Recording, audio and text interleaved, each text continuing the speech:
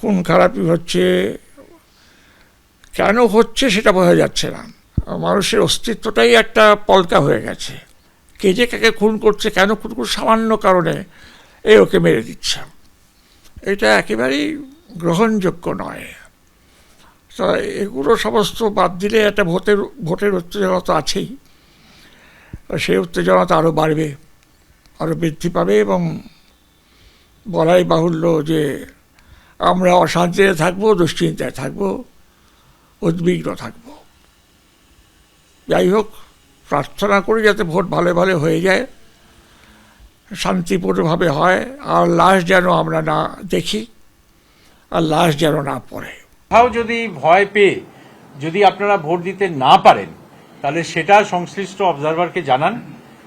তিনি যদি কোনো কারণে অন্য কারণে যদি ভোট না দিতে পেরে থাকেন প্রথম দিন, যদি তাকে বাধা দেওয়া হয়ে থাকে, তাহলে নিশ্চিতভাবে সেখানে রিপোলে তিনি ভোট দিতে পারবেন।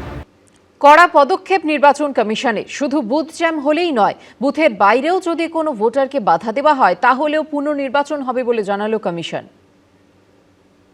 যদি তাকে বাধা দেওয়া হয়ে থাকে, রিপোলে তিনি ভোট দিতে পারবেন। ভোট ঘোষণার আগে কলকাতায় এসে সুষ্ঠু এবং অবাধ নির্বাচনের প্রতিশ্রুতি দিয়েছিলেন জাতীয় নির্বাচন কমিশনার জ্ঞানেশ কুমার। পাল্টা তিনি বিজেপিকে জেতাতে মরিয়া হয়ে মাঠে নেমেছেন বলে অভিযোগ করেছে তৃণমূল। এই প্রেক্ষাপটে একের পর এক কড়া সিদ্ধান্ত নিচ্ছে নির্বাচন কমিশন। শুধু বুথ জ্যাম হলেই নয়, বুথের বাইরেও যদি কোনো ভোটারকে বাধা দেওয়া হয় তাহলেও পুনর্নির্বাচন হবে বলে এবার জানালো তারা।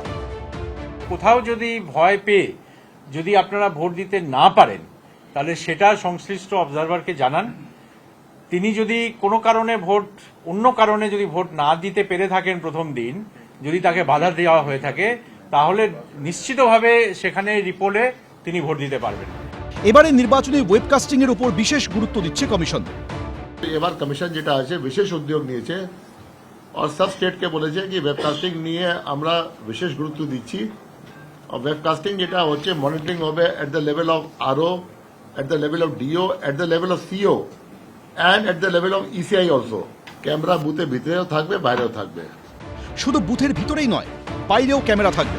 প্রয়োজনে 360 ডিগ্রি ঘুরতে পারে এমন ক্যামেরা লাগানো হবে। রিটার্নিং অফিসার, জেলা নির্বাচনী আধিকারিক, মুখ্য নির্বাচনী আধিকারিকের দপ্তরের পাশাপাশি জাতীয় নির্বাচন কমিশনও সিসি ক্যামেরায় নজরদারি চালাবে। প্রায় 2 লক্ষ ক্যামেরা লাগানো হবে। বিভিন্ন এলাকায় ঘুরে ঘুরে নজরদারির জন্য রয়েছে বিশেষ ব্যবস্থা। গাড়িতে লাগানো ক্যামেরায় সিইওর দপ্তর থেকে নজরদারি চালানো হবে। রুমা পালের রিপোর্ট, এবিপি আনন্দ, কলকাতা।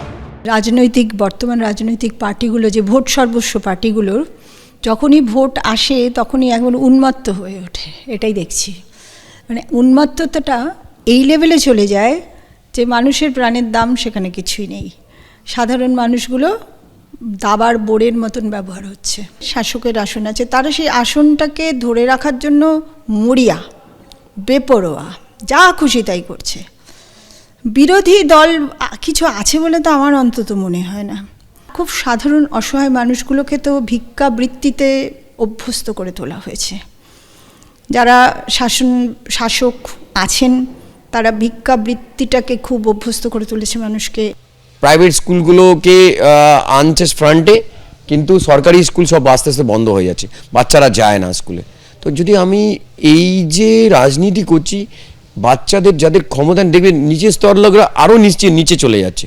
টিচার কমে গেছে, স্কুল হসপিটাল আছে, জেলাগুলো হসপিটাল আছে, ডাক্তার নেই। যারা কাজ করবে সাধারণ মানুষের জন্য, যারা ভোট দিচ্ছে, যেই সরকারকে আনছে, তারা সবার জন্য কাজ করুক।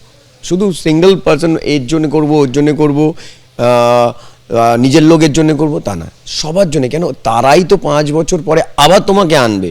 যত মানুষের যে সাধারণ প্রবলেম সেইগুলো যদি যদি শোনা যায়, বা কিন্তু আমাদের সেটা হচ্ছে না। এখানে সাধারণ মানুষের আওয়াজ দাবিয়ে দেওয়া হচ্ছে। এবিপি আনন্দ, এগিয়ে থাকে, এগিয়ে রাখে।